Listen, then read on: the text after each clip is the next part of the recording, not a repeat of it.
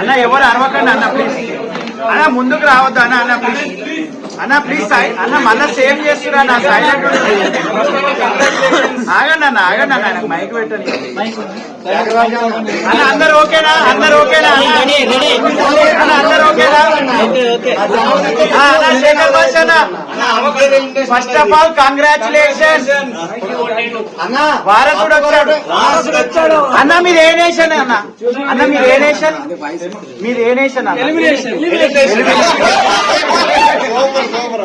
చెప్పారు అందరూ శేఖర్ భాష అన్న మీరు ఎలిమినేట్ అవ్వడం పెద్ద ప్రాబ్లం కాదు, కానీ మీరు పీపుల్ మ్యాన్ గా అయితే మా అందరం హృదయాలు అయితే గెలుచుకున్నారన్న. నిజమన్నా. సో నేను అడిగే ఫస్ట్ క్వశ్చన్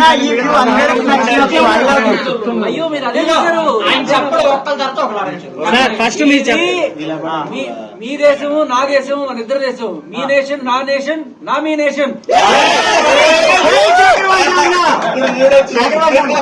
ఆడియన్స్ గా మిమ్మల్ని మణికంఠ అన్న నామినేట్ చేయడం అయితే మేము యాక్సెప్ట్ చేస్తాం, ఎందుకంటే అన్నకి మీకు లోపల ఏం జరుగుతుందో మాకు తెలియదు. కానీ సో మేము చూస్తుంది అయితే నా మణికంఠ అన్నకి మీకైతే పడట్లేదు. ఆదిత్య అన్న మీరైతే చాలా బాండింగ్ తో అయితే ఉన్నారు, బట్ ఎలిమినేషన్ నామినేషన్ టైంలో అయితే ఆదిత్య అన్న మిమ్మల్ని నామినేట్ చేసిండు. మేము చూసింది నిజం లేకపోతే లోపల ఏం జరిగింది ఫస్ట్ మీరు చెప్పాలి చెప్పండి. First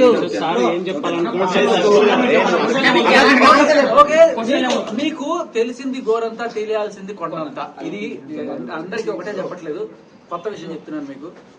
big boss second week లో నేను ఇచ్చిన కంటెంట్ చాలా ఉండింది, అది బయటికి ఎందుకు రాలేదు నేను నిజంగానే ఆశ్చర్యపోయే బయటకు వచ్చిన తర్వాత. ఒకటి టాస్కుల్లో నన్ను ఆడించలేదు, నా పేరు రాలేదు. ఒకే ఒక టాస్క్, ఆ సాంగ్స్ టాస్క్ లో నేను ఆడుతా ఉన్నప్పుడు కూడా ఆ కెప్టెన్ నన్ను వద్దంది. సో ఏ రకంగానూ టాస్కుల్లో పాల్గొనే అవకాశం రాలేదు. ఆఖరికి సంచాలకుగా చేస్తాననుకున్నప్పుడు కూడా ప్రేరణ నేను ఏం చేయలేదు కదా, నేను వస్తానంటే సరే ప్రేరణ సంచాలకి ఇచ్చాం.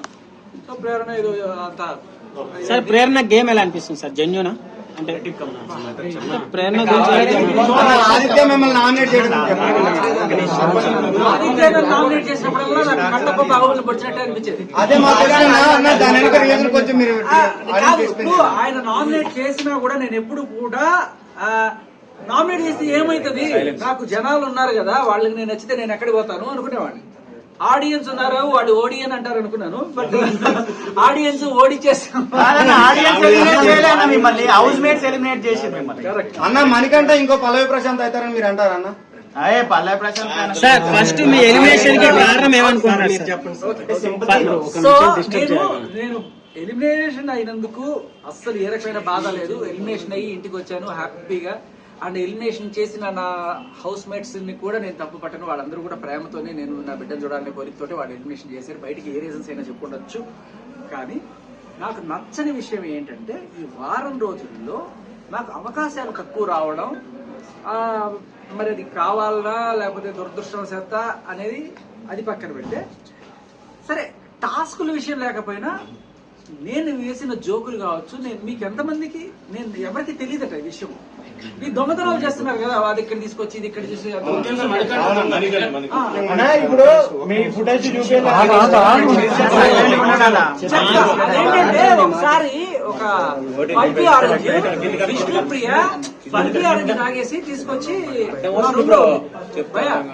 వినండి సార్, మీరు విష్ణుప్రియ పల్పి ఆరెంజ్ తాగేసి మా రూమ్ వచ్చి కాస్త ఊరిచ్చింది, తాగేసిన ఖాళీ బాటిల్ అక్కడ పెట్టింది. అది ఏం చేసుకుంటాను, నేనేం చేశాను ఆ ఖాళీ బాటిల్ పట్టుకెళ్ళి దాంట్లో నీళ్లు పోసి దాంట్లో పసుపు వేసి కొంచెం కారం వేసి కరెక్ట్ గా పల్పి ఆరెంజ్ కలర్ లో తయారు చేశాను. ఆ బాటిల్ చేసుకుని నేను జేబులో పెట్టుకుని అటు ఇటు తిరుగుతున్నా. ఆదిత్య అటు ఇటు తిరుగుతూ ఏంటి జేబులో ఏమన్నా కొట్టేసావా అన్నాడు. ఎవరికి చెప్పవు కదా, చెప్పాలంటే ఇట్లా తీసి చూపించా. వాళ్ళు వేరే క్లాన్ మాది వేరే క్లాన్ కదా, తీసి చూపించాను. పల్పి ఆరెంజ్ మీకు ఎక్కడిది, మీకు లేవు కదా పల్పి ఆరెంజ్లు, బాగు కదా పల్పి ఆరెంజ్ అంటే చెప్పదు నేను ఫ్రెండ్ కదా ప్లీజ్ ప్లీజ్ అంటే నేను చెప్పేస్తాడే ప్లీజ్ ప్లీజ్ ప్లీజ్ అంటే సరే కాసేపు కామ్గా ఉన్నాను. నేను మెల్లగా పోయి ఫ్రిడ్జ్ లో పట్టుకుంటుంటే ఈ లోపల పక్కడికి వెళ్ళిపోయి చెప్పేసాడు. నేను అదే ఎక్స్పెక్ట్ చేశాను, ఎందుకంటే దొంగ పల్పి ఆరెంజ్ కదా, తాగితే నోరు కాలిపోద్ది. సో చెప్పేస్తే ఈ లోపల నిఖిలు అందరూ వచ్చేసి చెప్పేసి తీసేసి ఓపెన్ చేస్తే తీరా చూస్తే అది పసుపు నీళ్లు, పసుపు కారం నీళ్లు. సో ఈ కనీసం అంటే ఇది ఒక ప్రాంక్, ఇది దొంగతనం కూడా కాదు చెప్పాలంటే ఒక ప్రాంక్. ఇది కనీసం కంటెంట్ గా కూడా బయటకు రాలేదే అని చెప్పి నేను మొత్తం ఎతికా. బయటకు వచ్చిన తర్వాత ఇకపోతే కొన్ని వందల జోకులు ఆన్ ద స్పాట్ తప్ప పడేవి. ఇవన్నీ ఏమైపోయాయి, ఎవరన్నా నా మీద పగబట్టారా అనిపించింది నాకు. మధ్యలో జరిగే గొడవలు నిజమైన